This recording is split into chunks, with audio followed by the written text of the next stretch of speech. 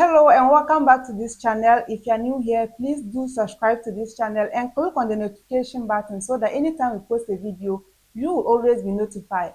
And if you are a returning subscriber too, thank you so much for coming back. And don't forget to share our video so that we can reach a larger audience. Thank you so much for tuning in. So tonight we'll be discussing the Feed Ghana program, which was just launched on the 11th of this month. So here today we'll be discussing everything that entails in that program, from the entire overview of the program to some of the opportunities to be bringing and some of the challenges I personally think might hinder this program some way or the other. And then we'll also be looking at what can be done to make this program effective. Please stay tuned because we can't afford to miss all this.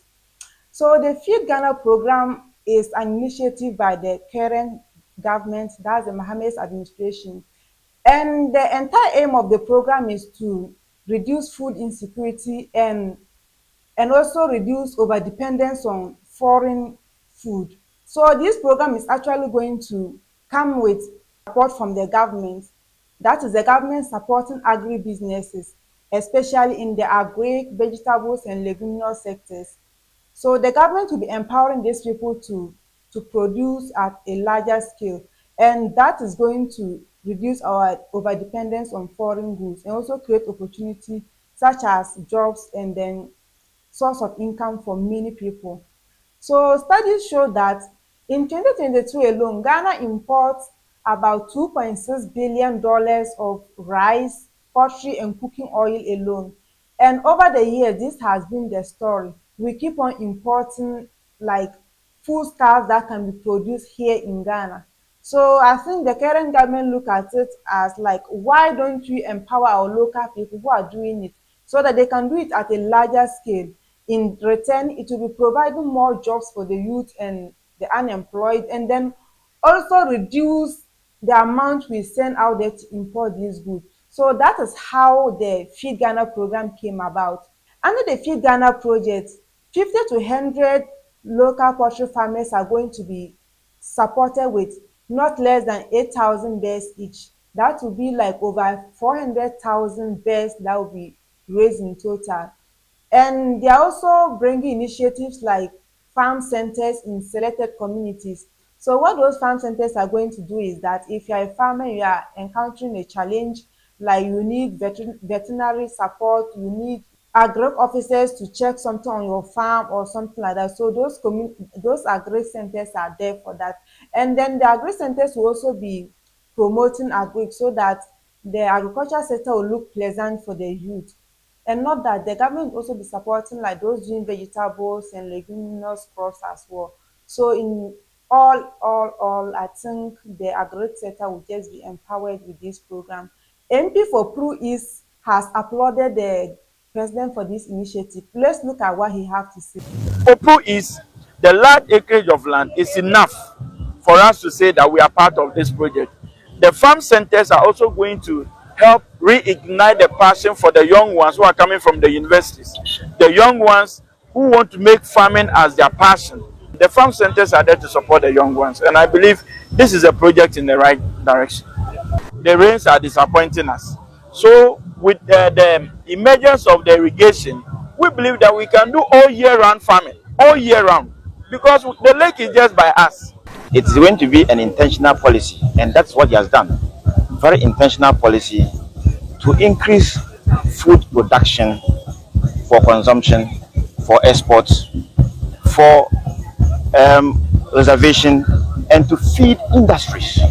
Okay, the MP for Prue said something which I want to throw more light on. You see, he mentioned of irrigation and how we should use irrigation to combat climate changes and unpredicted periods. So in this initiative, I think it will be more effective if we kind of like give education on irrigation practices so that farmers will not only rely on the rainy season, they can farm throughout the year. The French ambassador to Ghana has also expressed interest in this Feed Ghana project.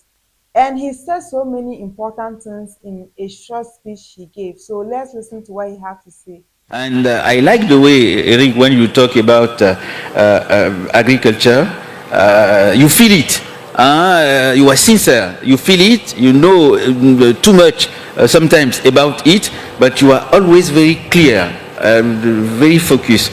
So you decided to, under the leadership of His Excellency President John Mahama, to make agriculture the heart of your social economic transformation. These two programs you have been working on are probably the best game changer of our relationship. Not just to meet, to interact, but to be able to take action. The Minister of Agriculture highlights some of the major challenges facing the agri sector and the way forward. Let's listen to what he has to say. The AWMP and the Better Ghana project are bound by shared principles such as sustainability, inclusiveness, and partnership. Under sustainability, we want to look at smart agriculture, climate resilience, and value chain integration. Under inclusiveness, we do that by empowering smallholder farmers, particularly women and the youth. Partnership, this is between government, development partners, and the private sector and our communities. We want the communities to take ownership of these projects. As the Minister for Food and Agriculture, I wish to assure our partners, the European Union and the AFD, of government's unwavering commitment to ensuring the effective coordination, integration, and sustainability of the AWMP and Better projects. Collectively, we are building a resilient, inclusive, and sustainable agricultural future for Ghana. So from the French ambassador's speech, there was something key he mentioned. He stated that agri could be the hub for our social and economic transformation. Yes, I do agree with him. Why? Because we have the resources, we have the land. It just left unto us to use it in a way that will profit us. And I think that's the initiative the government is taking by empowering the farmers to cultivate to the extent that we can even get some to feed and then export some. And I also like to state that these projects should be fair to every Ghanaian that deserve it. We should not try to politicize it as in giving it to people of one party. In this case, is a project that was brought up by the NDC. So it should not be like only NDC members are going to benefit from this project, but rather it should be given to people with potential and credibility so that these people can be able to do it very well to the benefit of this nation. So we'll be looking forward to this project and then I'll be giving you an update on it actually.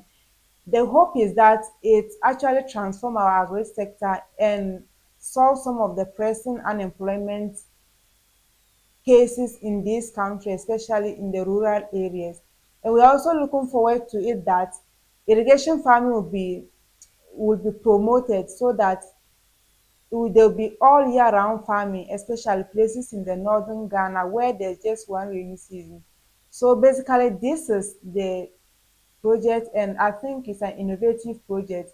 As a citizen, any help or any support you have to offer, please do so that this project will transform Ghana and transform it for the better.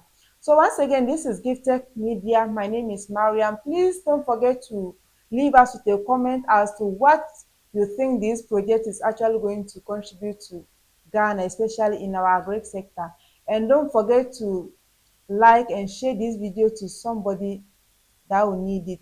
And if you think this video was educative, please don't forget to leave us with a like and then see you in another video.